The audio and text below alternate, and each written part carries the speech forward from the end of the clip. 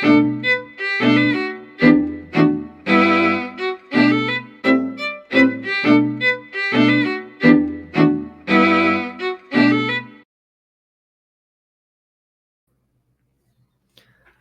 noite a todos. Estamos aqui em mais um sábado com a nossa reflexão com Emmanuel.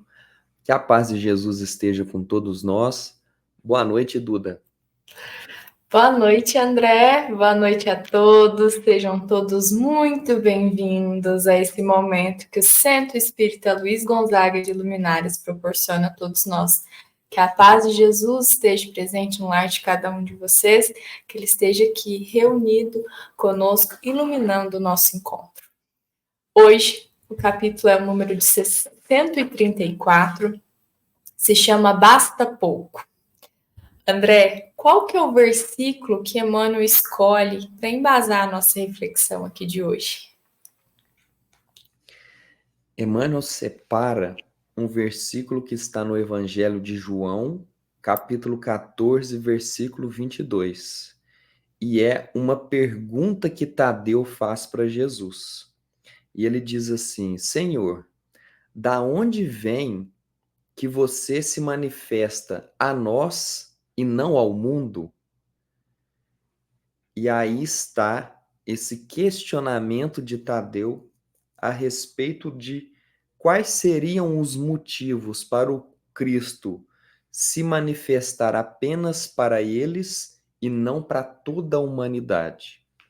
Duda, o que o Emmanuel vai dizer para nós a respeito dessa pergunta de Tadeu? Bom, André, Emmanuel cita nesse capítulo aqui de hoje o quanto que essa pergunta de Tadeu, né, é atual. Embora dita lá no passado, né, para Jesus, ela ainda é muito atual para nós. E aí ele vai destacar os pontos e a resposta, né, que Tadeu estava procurando aqui de uma forma reflexiva, e ele vai destacando alguns pontos, né, do motivo pelo qual Jesus aí não aparecia pelo mundo. Ele diz primeiro que um fato surpreendente para a nossa humanidade foi ter um mestre tão simples e tão humilde quanto Jesus, né? Ele fala, até vou ler o trecho que Emmanuel destaca, ele fala assim: não apareceu Jesus em decretos sensacionais, em troféus revolucionários ou em situações de domínio. Muito pelo contrário, né? Jesus chegou em um ambiente de paz, chegou trazendo a paz, nos exemplificou, viveu o evangelho de forma simples. Ele nasceu em um ambiente simples. E para que esse evangelho se propague, né? Emmanuel até fala, ele pega homens imperfeitos em uma pequena aldeia de uma forma simples, e dessa forma tão singela, ele consegue fazer algo tão grandioso, que é transformar a humanidade inteira. E tudo começa numa pequena aldeia com ali uma dúzia de homens. Então, essa pergunta que Judas deixa, né, Judas Tadeu deixa para Jesus, Emmanuel diz, né, é muito atual, porque é algo que aqui no mundo que vivemos, né, que ele diz assim, nesse mundo inferior que nós ainda vivemos, é exatamente algumas das condições com que Jesus estava citando também lá no passado. Porque Emmanuel fala assim, ó, que as criaturas vulgares só entendem o que se impõe aos demais, ainda que para isso sejam compelidas a ouvir sentenças tirânicas. Ou seja, Emmanuel está dizendo aqui para nós que essas criaturas vulgares, né, essas criaturas, né, são pessoas do mundo, vamos dizer assim, traduzindo aqui agora para um tempo mais atual, são aquelas pessoas que só vão ouvir e só vão seguir aquilo se elas estiverem sendo punidas, se elas estiverem sendo ameaçadas, se alguém estiver sendo mais incisivo, mais arrogante, estiver falando de uma forma mais corretiva. E isso não é o que Jesus traz, né? Pessoas assim, Emmanuel cita que elas não ouviriam nada que é pacífico, nada que não é arrogante, e exatamente Jesus é o oposto disso. Jesus vai trazer todo o seu ensino de uma forma pacífica, de uma forma calma, ele vai ensinar pelo amor e pelo exemplo. Então, muito pelo contrário, ao invés dessa agitação que o mundo espera para que siga o que é correto, Jesus traz a calmaria para nos inspirar a seguir esse caminho do bem, esse caminho sereno, de tranquilidade, que nos acalma, que nos acalenta. E como Emmanuel citou, né? Jesus ele chega em paz, de uma forma simples, de uma forma muito mansa, sem extravagância nenhuma, sem chamar atenção. E dessa forma ele conquistou, né, todo aí o planeta, né? Quem não ouviu falar de Jesus? Alguém pode não acreditar em Jesus, mas já ouviu falar e sabe muito bem o que ele aplicou e conhece, nem que seja um pouco das suas boas obras, né? E aí Emmanuel diz que dessa forma tão simples, mas também tão grandiosa, ele conquistou o mundo. Isso porque, embora as palavras deles foram ditas 2000 anos atrás, elas nunca morreram. Afinal, estamos aqui, 2000 anos depois, falando as palavras dele diariamente aqui, né? Estamos sempre falando sobre Jesus. As palavras que ele disse nunca morreu. E por que nunca morreu? Porque Jesus ele não falou para o nosso corpo carnal, ele estava falando com a nossa alma. E a nossa alma é imortal, é o que Emmanuel fala. Jesus conversou, falou e ensinou a alma, e essa é imortal. E isso resume tudo, né? Essa continuidade das palavras, né? As palavras continuam vivas e nós estamos aqui em ciclos, mas continuamos carregando sempre as palavras de Jesus. Dessa forma, também a forma com que Jesus veio, nessas condições materiais mesmo que ele estava ali inserida, ensinou algo muito importante para nós, porque dessa forma ele nos mostrou que não existe condições ideais. Eu não consigo fazer a caridade, ou eu não consigo servir o próximo porque eu não tenho a condição, ou porque eu não tenho tudo que se precisa. Muito pelo contrário. Jesus mostra que não precisa de ter uma evidência social, ser uma pessoa importante da época, ter uma grande condição econômica, ter grandes status para que a gente possa ser útil para o trabalho de Deus. Porque Jesus estava em condições bem inferiores material do que muitos de nós estamos aqui. Então, e assim, a obra nunca parou por isso, muito pelo contrário, estava sempre intensificando, né? Por ele não ter ali um ambiente fixo, por exemplo, a casa, ele conseguia ir caminhando e ajudando nessa propagação da mensagem, né? Então, as condições dele, ele usou disso como uma oportunidade para fazer a propagação e para que mais pessoas conhecessem esse trabalho de bem e todas as palavras que ele tinha aqui para nós. Então, o que basta, que é o nosso tema aqui hoje, o que basta é pouco. O que é o pouco? Só que esse pouco significa muito, como Emmanuel traz, é os princípios edificantes. Então, o que basta para que a gente possa progredir, fazer, trabalhar em prol aí desse serviço divino, são os princípios edificantes, praticados de forma simples, direta, e como o Emmanuel trouxe, né? E com poucos amigos nós conseguimos fazer muitos, porque Jesus não tinha um grande grupo, mas com esse pequeno grupo, e ele vai recrutando homens aos poucos, ele não começa com os 12, e com esse pouco que ele consegue, ele nos mostra que princípios edificantes e poucos amigos nós conseguimos completar e fazer uma grande obra.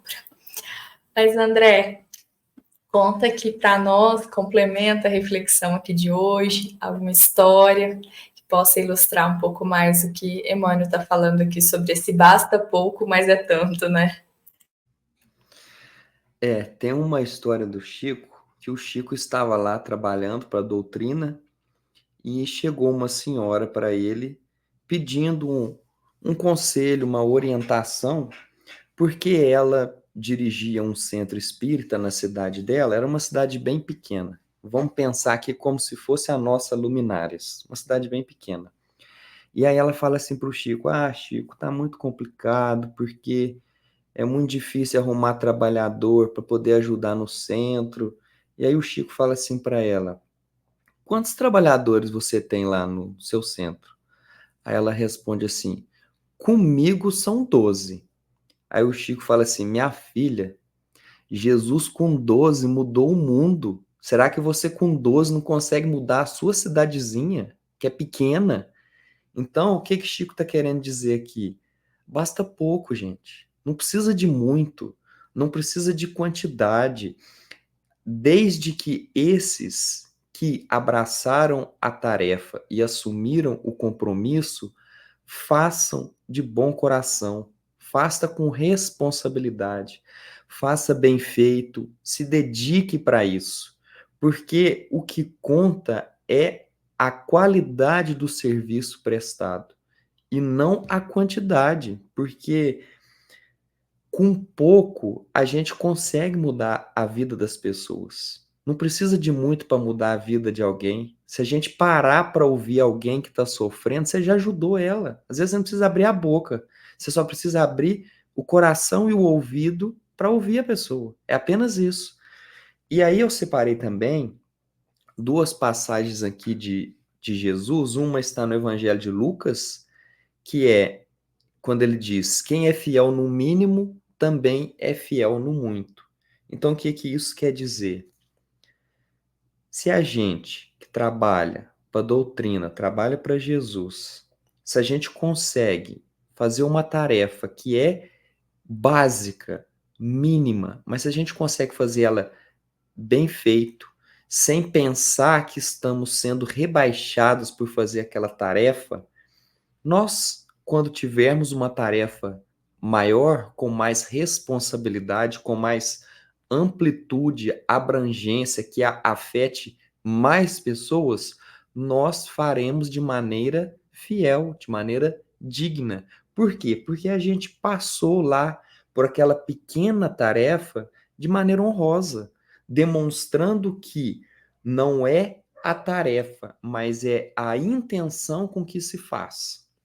E aí também, lá no Evangelho de Mateus, no capítulo 5, tem vários ensinamentos de Jesus a respeito da conduta que se deve ter, porque ele começa a fazer comparações com a lei de Moisés, com a lei mosaica.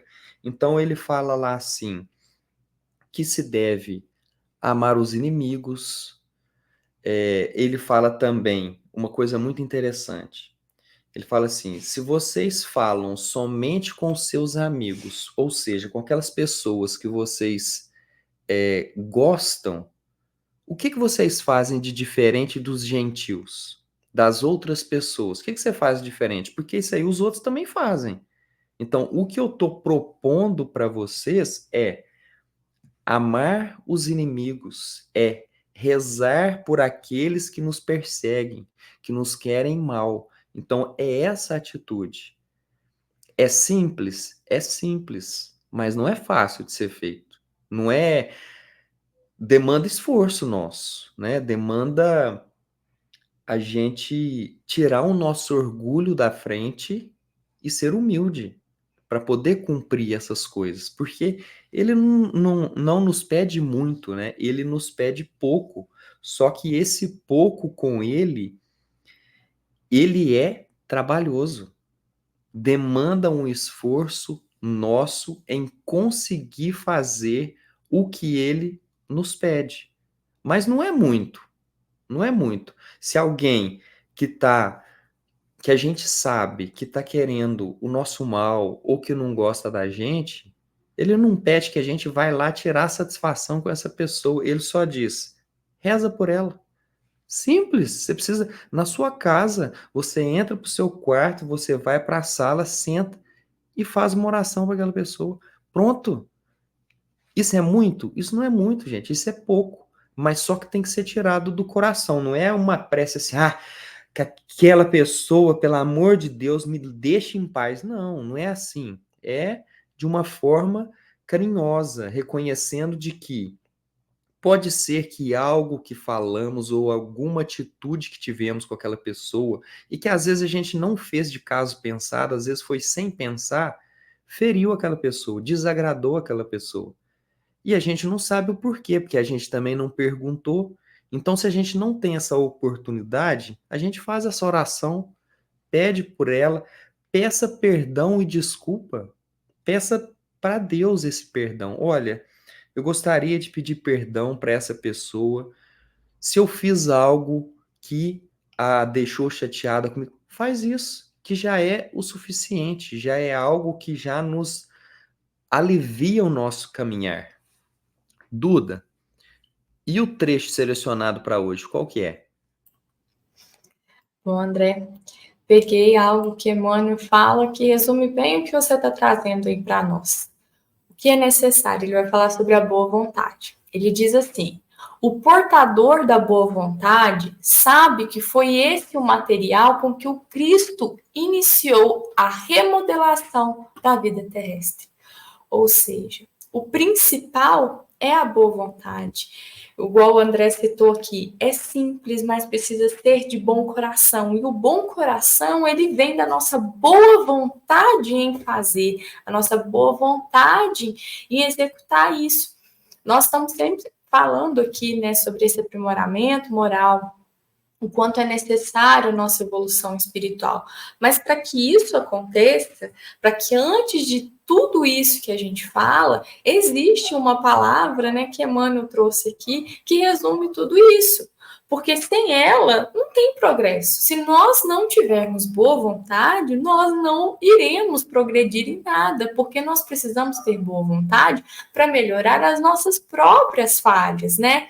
Então, Emmanuel, de uma forma muito simples aqui, ele encerra e amarra tudo, né? Porque o que basta é a boa vontade. E o que basta, né? Basta pouco. E esse pouco é muito, mas se trata de apenas uma atitude, a atitude da boa vontade. A boa vontade em servir, a boa vontade em aprimorar. A boa vontade é o móvel que sustenta tudo isso, que sustenta todo esse processo, né? O processo para a gente conseguir evoluir, executar as nossas tarefas, ter caridade com o próximo, caridade com nós mesmos.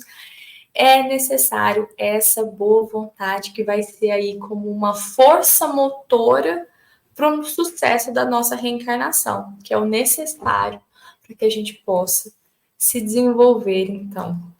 André, gostaria de complementar um pouquinho mais sobre essa boa vontade que precisamos em servir, esse tão pouco, mas que é tão tanto, né? Que é muito. É pequeno, mas é tão necessário. Eu gostaria de lembrar aqui também a respeito do Evangelho de Mateus, capítulo 5, que é quando Jesus diz assim: se você for levar alguma oferenda e você tiver algo contra o seu irmão, volta lá, peça perdão, se desculpa, reconcilia com ele, né? Então, o que é mais importante? O mais importante não é aquilo que a gente quer entregar para ele, mas é aquilo que nós precisamos fazer com aqueles do nosso convívio. Porque o evangelho, ele não é simplesmente para ser falado, ele é para ser vivido, ele é para ser exemplificado com gestos, com comportamentos. Então, Jesus quer que primeiro a gente sinta e viva o que ele quer passar, o que ele quer nos ensinar. antes de sair querendo fazer, querendo falar, querendo se expor, né? Porque nessa comparação aqui que ele traz com Moisés, é como se ele estivesse dizendo: olha, antes você tinha um entendimento que bastava isso para você ter, digamos assim, a sua consciência tranquila. Mas não é assim que funciona. Se você não se desculpar, se você não quitar aquilo que você deve para o outro, no sentido de, às vezes, você deve para o outro um perdão. Você deve para ele. A sua atitude fez com que você se sinta um devedor para ele, porque aquilo o afetou. E aí você precisa o quê? Você precisa quitar essa dívida que você adquiriu com ele. Então, o entendimento é exatamente isso. Basta pouco. É pouco, mas o pouco é trabalhoso, é doloroso às vezes, mas vale a pena. Vale a pena porque nada melhor do que chegar no final do dia, você deitar com a cabeça no travesseiro e ter a consciência tranquila de que nada foi feito de mal contra um irmão e que, se você fez, você conseguiu voltar atrás e pedir o perdão, se desculpar, se posicionar e ter essa consciência tranquila. Exatamente, André. Realmente é pouco, precisa de boa vontade, mas significa muito.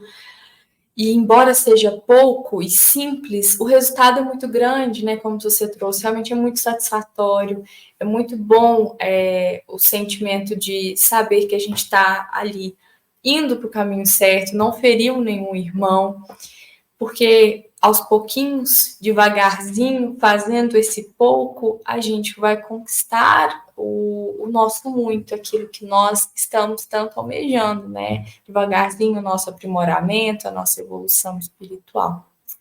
Mas então, assim, nós encerramos aqui a nossa reflexão de hoje com essa tarefa aqui para que nós usemos esse pouco, mas que usemos ele com boa vontade, para que esse pouco se multiplique mais ainda, porque com boa vontade ele vai nos render muitas alegrias, muitos sucessos aqui para nós, né? Vamos colher bons frutos.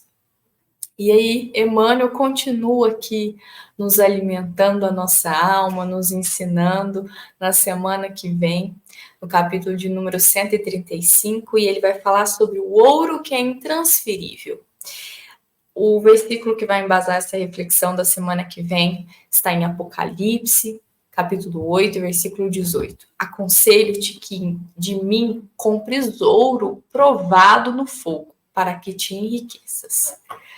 Então, na semana que vem, vamos juntos refletir este capítulo. Eu espero todos vocês aqui e desejo que todos tenham uma semana abençoada, uma semana de muito proveito aqui da nossa passagem. E esta foi uma mensagem do Centro Espírita Luiz Gonzaga de Luminares. Um ótimo sábado a todos. Uma ótima semana para todos e que assim seja.